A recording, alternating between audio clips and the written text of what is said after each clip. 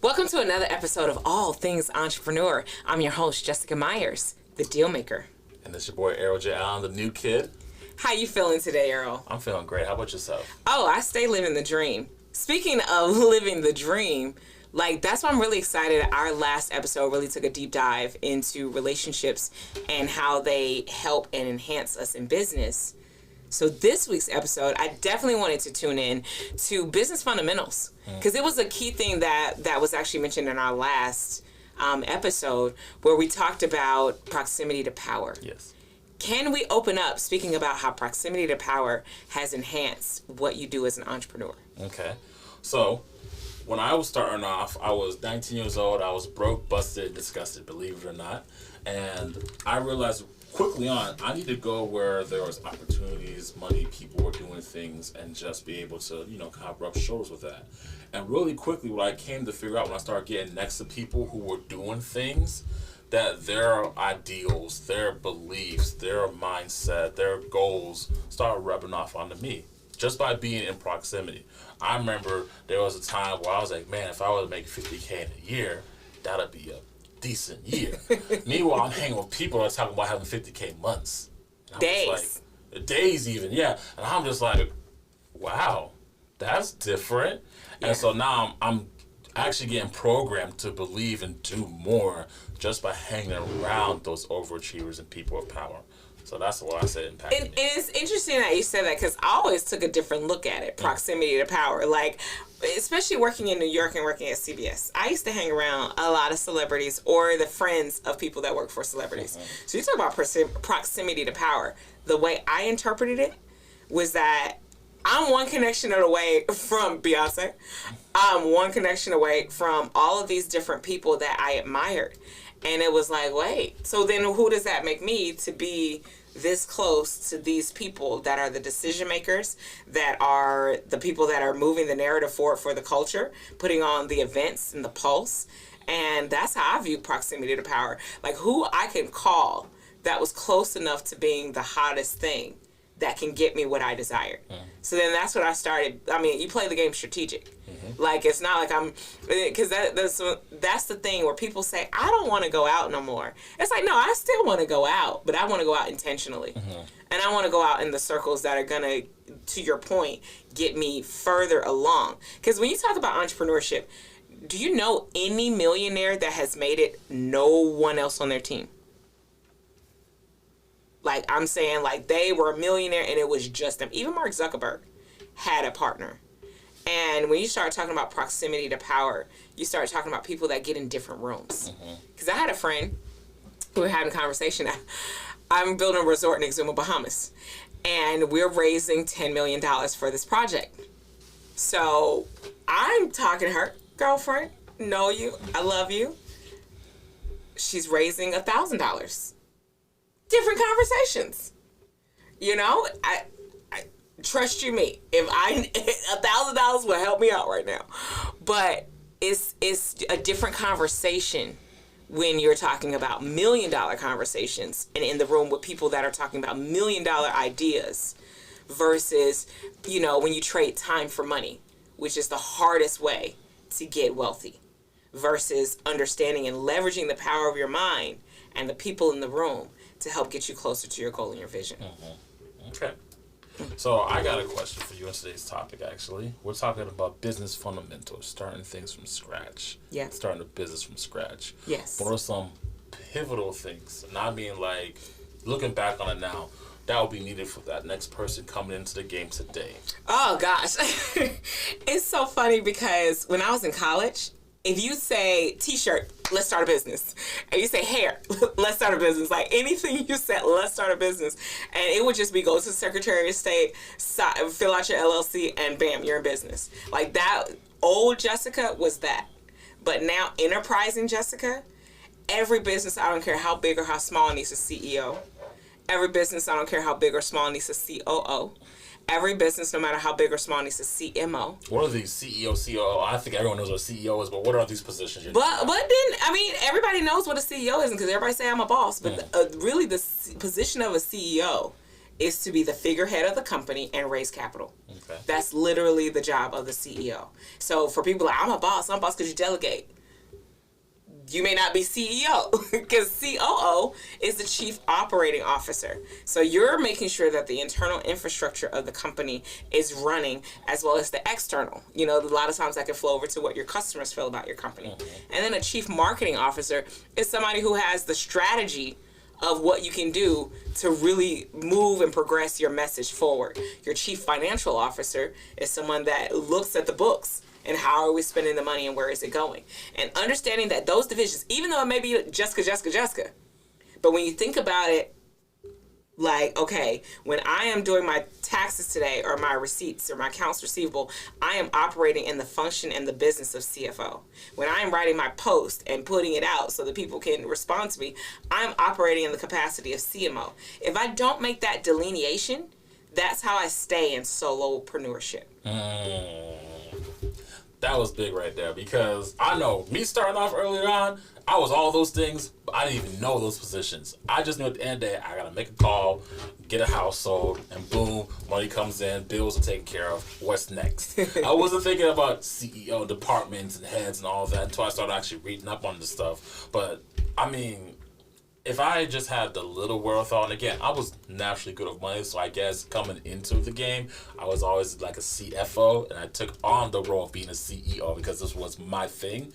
But what would be some tips or tricks when it comes to money? Because that's the big thing. Like, when you get your business off the ground and stuff starts happening, or even when you're starting up the business, money is always a big thing. Finances. How do I get funded? What are some things that you recommend to a person coming in? Just like, this is like what you should do to position yourself when it comes to money. It's just like bringing it to our last conversation. It's like when you meet somebody, you be like, cool, where are we going on a honeymoon? Like, wait, we didn't date? We didn't discuss, you know, all of these things, like just meeting somebody, and now we're talking about honeymoon. And that's often what happens when people come in. It's like, I just want to see how to get to the money. Because the first thing I'm going to ask you is, where's the plan? That it's like you cannot skip the steps, and that's what I mean. Because as an entrepreneur, and here's one thing that really helped to shift my mind. Follow me. Most employees come in, if you can think of 0 to 100. Most times when you're an employee, you come into a business either at 50 or 75, and you help it scale even further. One of the things about entrepreneurship, most people think about that 1 to 10. But very rarely do they think about the 0 to 1. And that's the part that you're building out the infrastructure. And if that infrastructure is not built out fully, to your point, it will become a task-oriented thing where it's just you're doing things sporadically and you're doing things without any structure.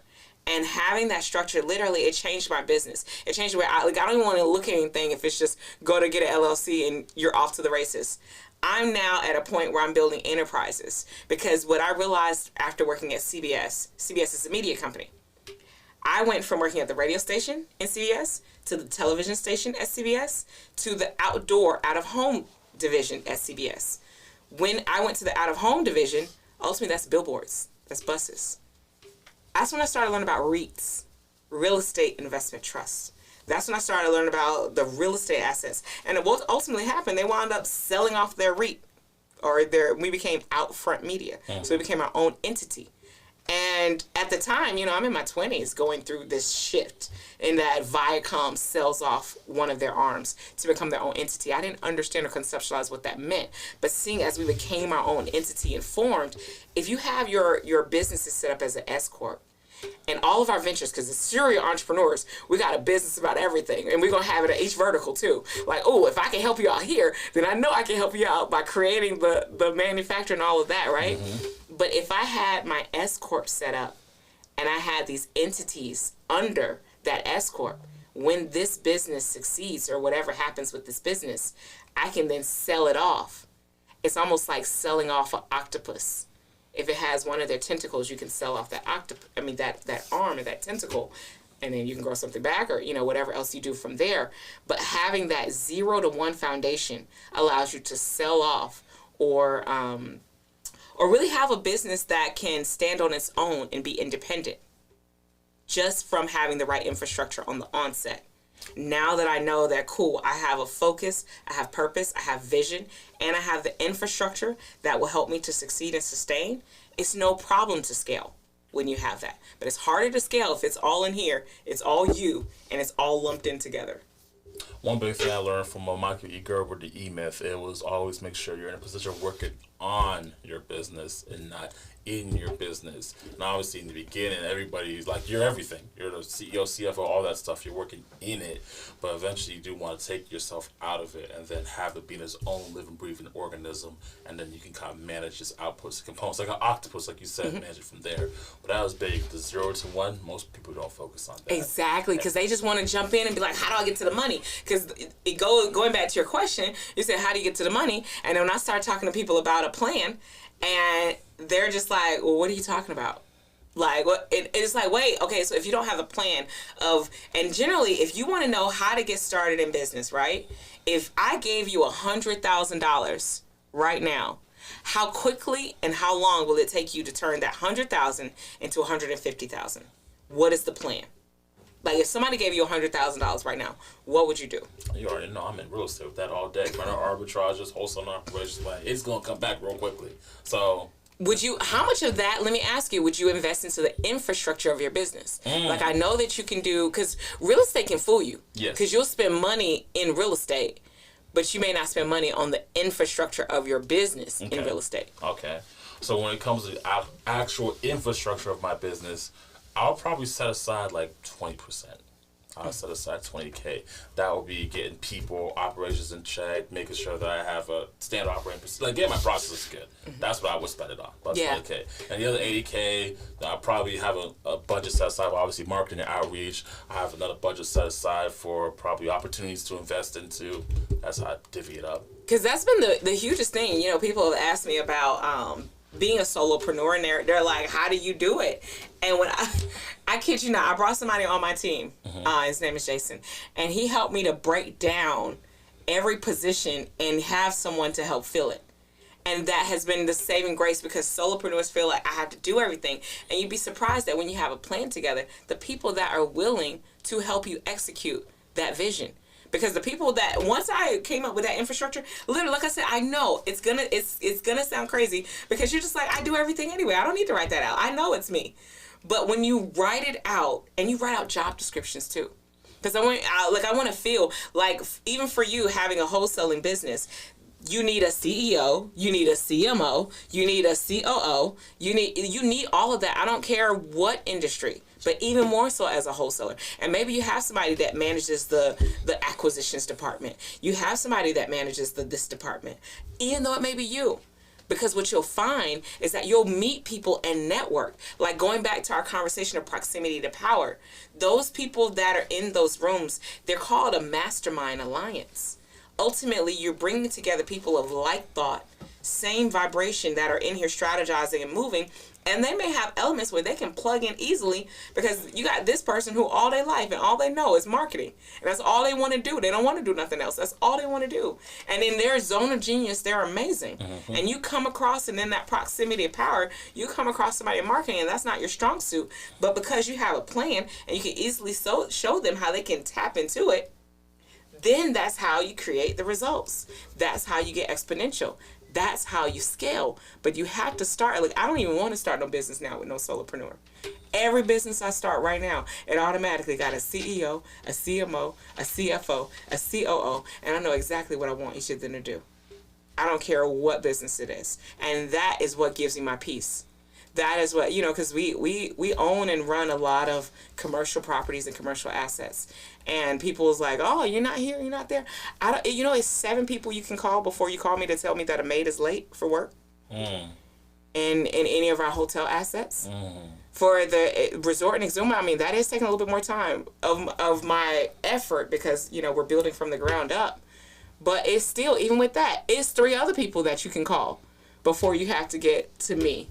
And figuring out what we're doing in our business. And I think the big thing you do with that, it takes a lot of the pressure off of you. I remember I talked with a few solopreneurs who were doing good, business wise, and we have a joking theme with some of them, where I just asked them, how you do it, because again, for 4 years in my entrepreneur space, I was a solopreneur. I did not think about team scaling operations. I did not think of any of that. But some of the ones I'm still doing it right now, I'm asking how you do it, and their funny response is drugs. But then after you get through the ha-has and laughs, they're like... And they're like, we're serious. But then it's like, it's just, getting out of your own way, making the time to put together a plan, like you said, and a team to execute the plan. And once you do that together, everybody can go further. You can go so far by yourself, but you can go even that much further with a team. Yeah. And like you said, you can go fast alone, but if you want to go far, go together. Yep. Because one of the things, I was actually at a conference, we held a conference last weekend, and one of the guys, he said his favorite animal was the cheetah. Because a cheetah can go, a car can go from the Tesla. When we test drove a Tesla, they was like, you can go from 0 to 60 in less than 6 seconds. So can a cheetah. But a cheetah can't last that long. It can't last that long. And the thing about the cheetah, too, it can pivot and go just as fast at the same speed. But one of the things, it can't do that over a long period of time. And that's one of the things that short-term success can actually stifle people. Because they figure, they be like, oh, I made it fast, I made it quick, I'm good. But then you're not keeping on for the long haul and the long run. Because the lions, that's why the lions are king, even though the cheetahs are faster. Because the lions, they pace themselves. And I guess I go to too many safaris in Africa. But I love watching nature, because in nature you see so many parallels to real life. You said something that was pivotal. Short-term success can stifle people.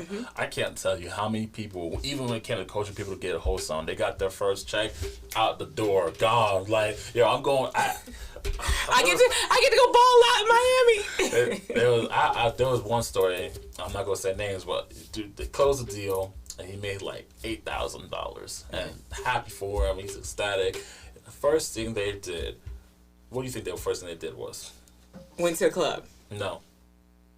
You're close, though. You're close. They went on vacation. They did. They went to Vegas. No, please don't tell me they tried to put it on the table. No, they didn't put it on the table. I was like, they have private rooms that be $50,000 before you think $8,000 about to go shut it down. So I shared a story because I found it so interesting. They put in the work. They was making the calls, doing all this stuff for 2 months. And you finally got that first taste of success, that $8,000 check. And I'm all about, celebrating the wins and blah. You're not going to hear me say, keep going, and don't take a minute to, enjoy the victory. I'm not going to say that. But to go to Vegas, brought their partner too. So obviously, that was a time. And then fast forward, I didn't even hear from this person for at least, a good couple weeks because of that deal. And then when the money ran out, now they back saying, hey, I got to do another one. Well, that 2 to 3 weeks of you, enjoying the high, going to Vegas and all that stuff, I would have probably just gone out to the dinner at a restaurant for the night. I might have gone to a movie or golf or something for the weekend. I would have enjoyed the weekend. But those 2 weeks that you took off, those were pivotal weeks to build on the momentum of what you just accomplished. Yeah. For me, when I closed my first deal, mind you, it wasn't $8,000. It was $3,000. When I closed my first deal, again, wasn't $8,000. But you know what I did? I went out to eat for the weekend. I enjoyed it. I spent a couple $100, paid my bills off for the next month. So I knew this current month is good and the next month is good. And I was back to work on Monday like nothing happened. And then I was able to compound on that success and close another deal 3 weeks later and close another deal after that, a week after that. I was building up momentum. Yeah. And that's why when you say short-term success stifles people, I don't want to see people put in the work, get that first win, and then just kick back like, everything's good. Oh, I've had that happen. I mean, at least your student came back. I've had students that had one success and they were like, hit it or quit it. And I'm like, if anything, I would think that would prove to me that this works. Because they did it in 2 weeks. Literally, he just got in my car, because my best method for wholesaling is driving for dollars. And especially if you met me early on in my career, you can hop in the car with me and I'll tell you everything. Just let's go. Because at that time, I was trying to build team. And that's why I'm like, build community. build people that prove themselves to get the time, to deserve it, because they understand the process. They understand the mindset. Because it's like, if that's how quick you are to take it and you good, what can we really build anyway? Like you said, you need that consistency. You need that mindset. You need someone who's going to keep going. Now there is, and the way I break it up, because there is a point to enjoy. Like they say, there's a time for everything. And the way I like to break it up is short term, midterm, and long term. So, especially for people that are working in corporate America and they're just like, how do I get out? Well, you got to try to buy your time. And for me, it was, how do I buy my time short term? And if for people like, well, I need millions of dollars. How much you making at your job? Because that's the amount of money that you've already committed and agreed to. So stop acting brand new like you need millions of dollars all of a sudden before you can quit your job. Because no matter how much you make, you've already agreed to that amount. So I would set that, what is that, 6 month, adding up your current income. Don't act like you need $10 million all of a sudden. Your current income, write that out. Then what is a plan to get you at least 6 months? Then that's your short term. Then once you achieve that, how do you get to your midterm? What is a plan to generate at least enough income for a year, maybe a year and a half? Then now we can go on the long-term strategy, because once you achieve that, because the thing that corporate can mess you up when trading time for money, you start to think that I can only get this much money over this much time. Versus entrepreneurship shows you can make whatever, whenever, based on your time, energy, and effort, and your logistics and all of the things that you have going on. So when you think about it like that, like if I buy my time for at least a year and a half, now I can start celebrating. Now I can start having the wins, because it don't take you a year to come up with a year's worth of savings. How much is that? How much ever you're already receiving now. So if you're receiving $4,000 a month for 6 months, that's at least $24,000. For a year, that's at least, what is that? 12 times 4, $48,000. Just for example. Now, how do you find a skill, which wholesaling, about how much time overall would you say it took you to generate $48,000 within wholesaling? That was in 6 months. In 6 months. So, because people are trading their whole year for that, some people. So now imagine if I took that 6 months to generate an entire year's salary. Now I can trick off. Now I can start to have some of those things, but I'm still on my road to my long term. So I got my short term, which is my immediate 3 to 6 months. My midterm, which is a year, because you said it took about 6 months to come up with a year's worth of income, because now you're buying your time back. And then now your long term, that's that cash flow. That's that consistent. But it's going to take a little bit of time to get to that, from your midterm to your long term. But once you have that set, once you have those layers in place of how you receive cash flow, and I'm still working, I'm still building. That's why I'm out here like, people like, oh, wow, you've done so great. I'm like, I'm just getting started. I'm in this midterm to long-term stretch. I'm grateful that I haven't worked since 2017, but I am in the midterm to long-term build-out, and then you'll start to see. Because I think the celebration too soon is what may get people like your guy. Get yoked up. Like, I got $8,000 and I'm ready to blow. And I'm like, that's 1 month. Maybe. Let's talk about this, though, because, again, new person coming into the space, they start seeing a little bit of money and stuff is coming in. Let's talk about the sacrifice. Oh. Like, what needs to be done to keep this going in the direction that needs to be going, which is up? Like, what are some things that you had to sacrifice in your tenure? Time. Good time. What have I had to sacrifice? Sacrifice for me has looked like loss of sleep, has looked like so many friends, and I'm a social butterfly, but to see so many of my friends on social media celebrating birthday parties that I've missed because I had to do a deal. My girlfriend, she just lost her brother. I wanted to be there for her, but it was also, we're building a resort in Exuma, Bahamas. The consulate was in town.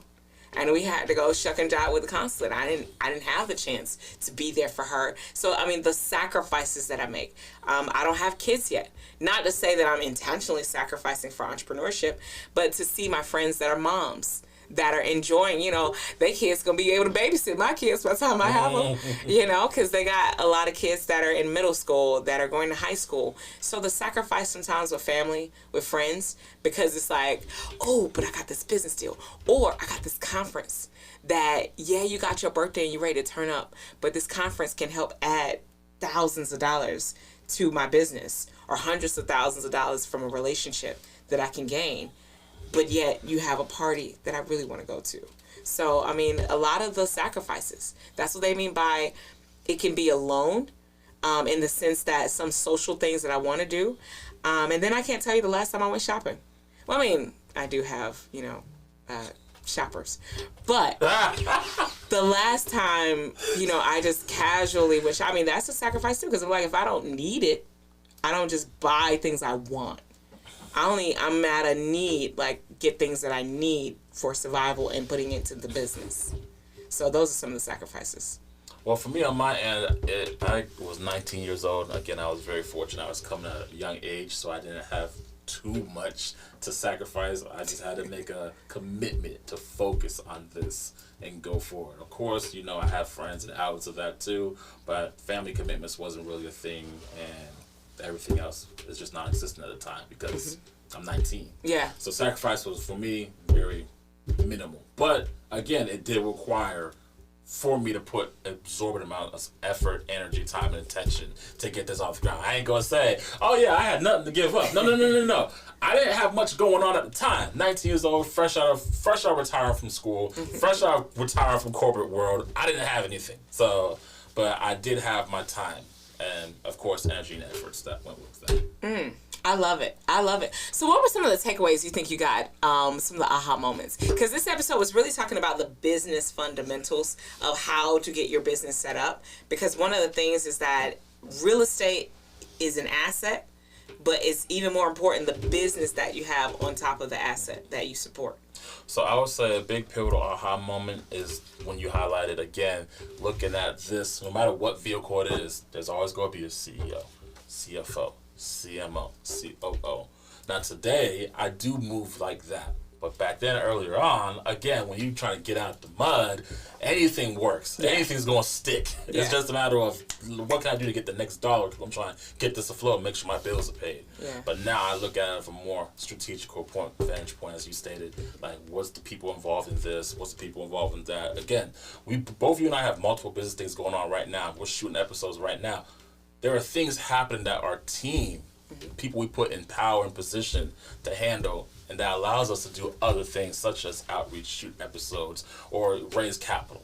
So that's what I say for me, is realizing that you do not have to be the end all be all for everything you're involved in. And it's tough. I'm not gonna lie. That was the hardest thing for me, was to give away the power and give away the, you know what, let them make their decisions. And if they fall on a mistake where you obviously could have foreseen that mistake and avoided it, let them do it and grow and learn from it, and then the business forever will grow as a whole because of it. Yeah. And one of the things that you said that that I really took away, and I've always admired you for this, your focus. And how keened in you are to make something happen and to see it through. There's nobody more disciplined that I've met than you. So that's where, it's been a pleasure too, working on this project even together, because it's like you continue to nudge me, and it's like to get me to go even greater. So that goes back to our Mastermind Alliance and having people around you in your circle, and especially on your team. I always say, whatever you're deficient in, hire someone that's proficient in it. Don't just settle with, I'm not that type person. Okay, great. But who did you hire that is? Because I'm not the most organized, and as you can see, I'm not the most timely. But you better believe everybody I got around me is.